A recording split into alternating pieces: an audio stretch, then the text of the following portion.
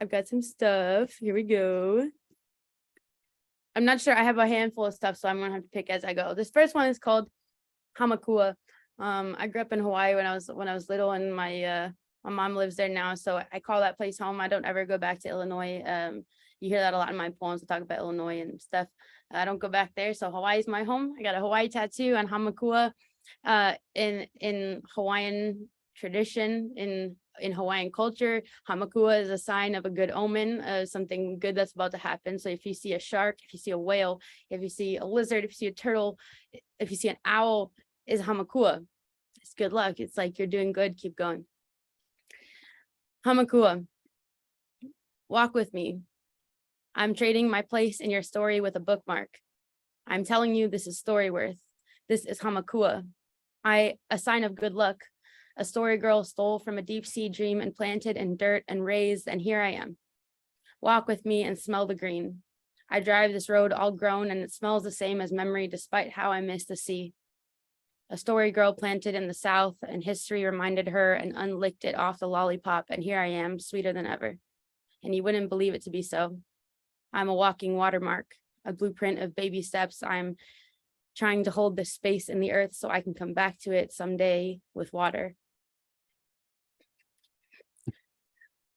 Thanks.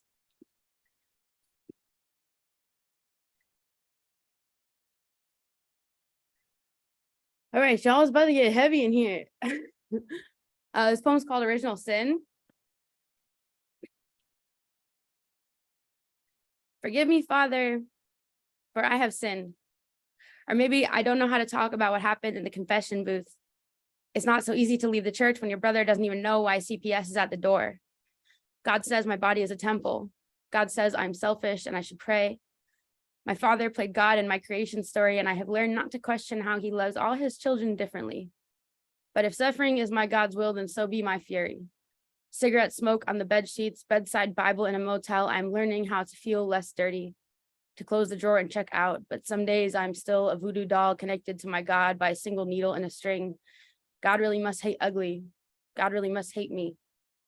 My mother tongue is speaking now, and I'll be damned. Lucifer questioned and fell from your grace of faith is kind of funny.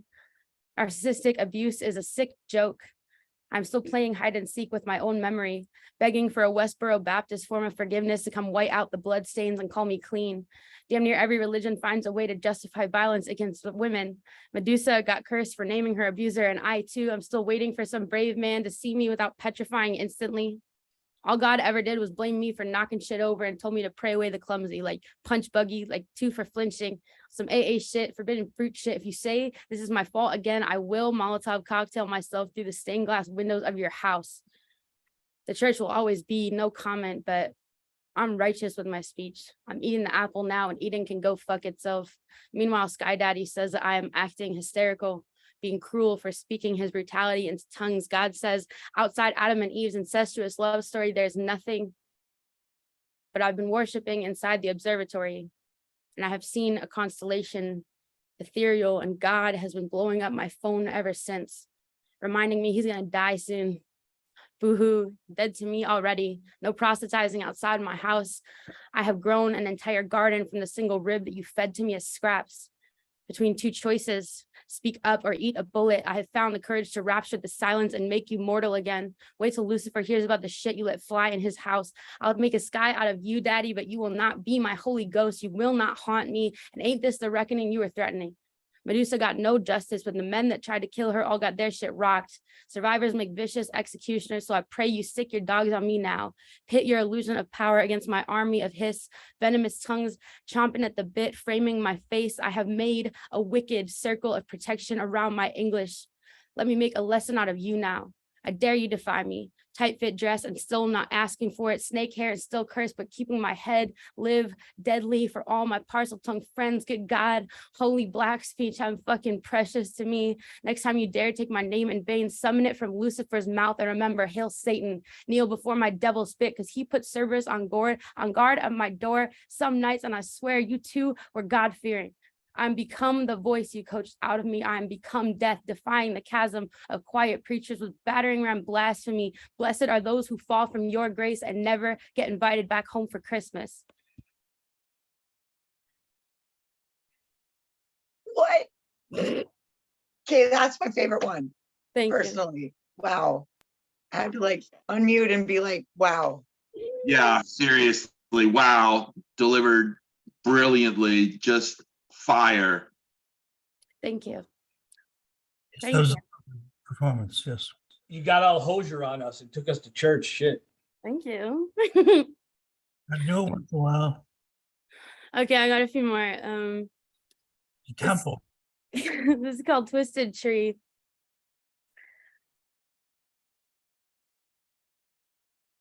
I've bailed out enough cannibals who deserve to rot in a cell for at least one night.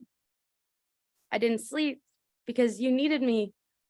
I coaxed the nakedness out for him to eat, chloroformed the kid who complained and blamed her for choosing a familiar form of violence again, starving for a good fit or anyone who will have me without a man that does not trim the fat off my love so he can consume it.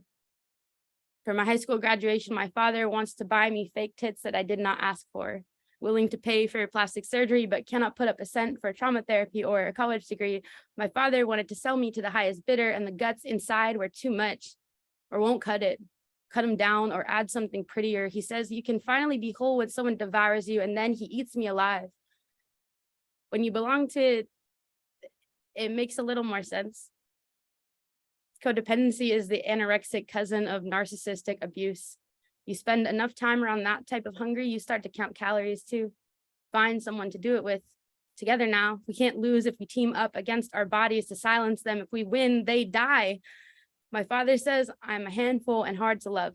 So I soften up, hollow out, and let the boys fill the void. I forgot all these bones underneath the baggy clothes make snuggling kind of violent too. I'm sorry to all the boys who thought they had the picture perfect housewife. I'm not a liar, but I'm a shit cook with thick thighs and daddy issues, and I have been called a lifesaver. It is nobody's fault but my father's. It is not your hands I love, but his that I wanted to hold me like a shadow. I don't know how to talk about this right. Let's share a meal and eat in silence. I've been known to have cannibals for company rather than be alone. I'm good at playing house. Our parents couldn't love us, and now we are fighting over dinner. You say you haven't eaten all day. Well, me either, me more. I can't eat without you. It's so much easier with you here. You can't leave or the food wins and we get fat and nobody, not even my father, can love me. Recovery and relapse are twins separated at birth. Narcissist says, are you sure? Are you sure? Are you sure someone could love you with your full belly? Are you sure you're remembering right? My father plates a full serving and waits for me to force feed in front of him. Offers seconds and then asks, are you sure? I finish eating and he grabs hold of the softness that is left of my belly and then cuts, jabs, asks, you got a baby in there? Narcissist says, you need me, cuts off my skin and adds some fake tits, and I am beautiful then, I am edible, I am wanted, I am enough. For once, it's no wonder I can't eat without someone approving every bite. I need encouragement, I need reassurance, I need the bottomless pit to close up and swallow my grief whole. I have the confession. I'm getting better. I'm sorry, I'm working on recovery. Swallowed the fear food and I did not die. I'm sorry.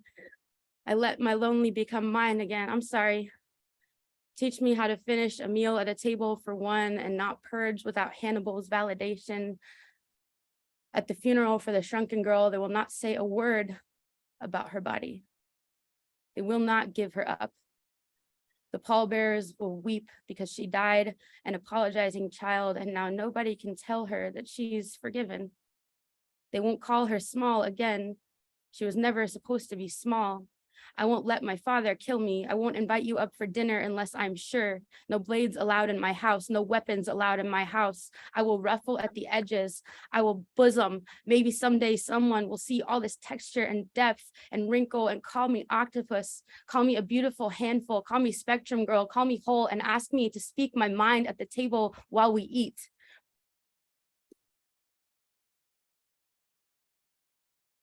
Thanks. I'm like, I don't even have words left anymore. They're just sounds now. I'm gonna keep going. Okay, good. Binaries are generally not helpful, with the exception of any instance where consent is involved. In these cases, yes and no are complete sentences. Fight and flight are only two responses of the autonomic nervous system. There's also freeze and fawn. Yes, when you mean no or not really. May we notice silence and nervous laughter too, then. Quietly compromise, and the shame eats you like a dying star. Binary doesn't really work for me. 0 or 1, 0 or 1, 0 or 1. Is it 0 or 1? He says, you have to choose. Do you love me, or is there something else out there for you? 0 or 1, he says, and I want both.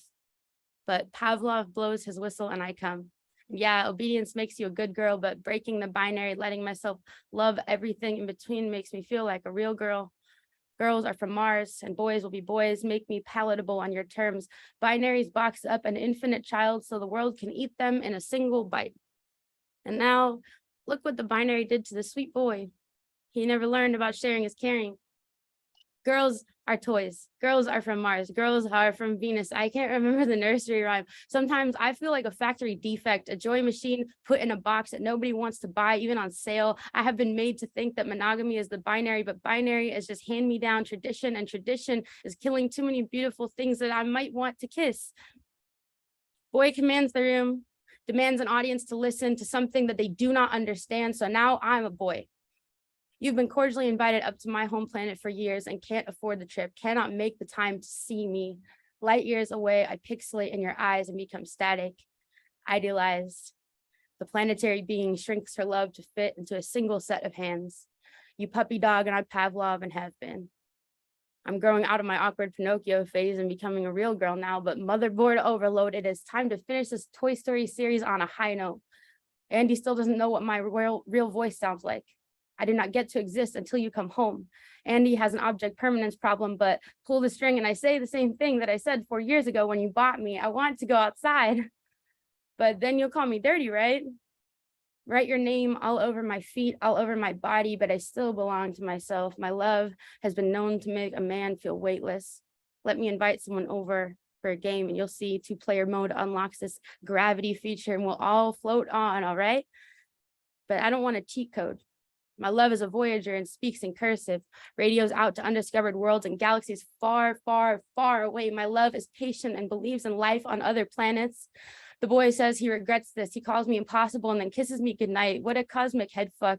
Cupid's chokehold. If you trust me, I'll catch you. I promise that in binary. I will travel and I will return. Hand over the controller and you'll see. Let me hold you with my hypertrophic heart. Be still, my beating wild thing, while we wait for someone to buy this message in the stars. Rugrat, messy hair, baby. I have too many favorite channels to choose from, so don't make me. If it's 0 or 1, 0 or 1, are you my girl? Do you love me? Then yeah, forever. But if it's 0 or 1, and binary makes a black hole and love is a vacuum, then no. If those are the only 2 choices, then can I ask you something before I go? Can you forgive me? Can you visit me someday? Will I ever get over you, kid? This next poem is called Cavity